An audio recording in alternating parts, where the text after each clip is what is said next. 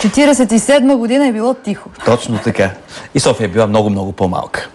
Шум, автомобили, сега ред и на, за съжаление, на катастрофите.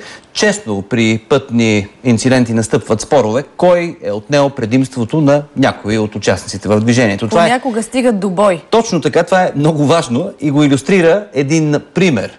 Знаят ли водачите в София, че трябва да са особено внимателни, когато навлизат в локалното платно на един от булевардите Княз Борис III от главната столична артерия? Макар че шофьорите, които се движат по основния път, имат усещане за предимство, се оказва, че право имат колите по локалното платно. Какво знаят шофьорите за движението си в този участък? Ще научим от репортажа на Райчо Чапразов и Станислав Илиев. Екипът ни застана на кръстовището на Цар Борис III и Софийски герой. В разрез с правилата, всички движещи се по локалното платно изчакваха автомобилите от булеварда при зелен светофар и за двете платна.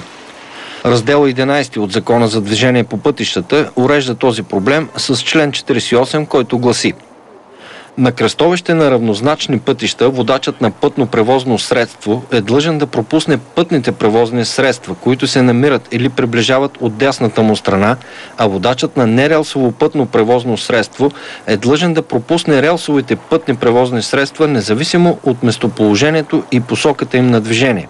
Намираме се на едно от най-натоварените кръстовища в столицата.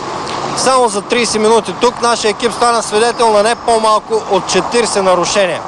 Едно от тях е отнемане на предимство, но се оказа, че много малко хора знаят, че го извършват. Кой е с предимство? Вие или тия, които влизат в локалното от Цар Борис? Те, които влизат в локалното. Главният път който е? Тия, дето влизат от Цар Борис. Защо? Не е главен път там. Знак с предимство има. Според вас, кой е с предимство, когато от Цар Борис влизат в локалното и вие? По новите правила ти е в локала с предимство, ама не всички го знаят.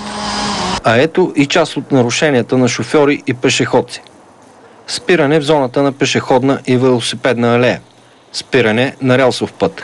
Ляв завой, който е забранен. Пресичане на червено. Бяхме на кръстовището във възможно най-ненатоварените часове. Представете си какво се случва тук в час пик от 8 до 9 сутрин и между 18 и 19 часа. В време на финансова криза много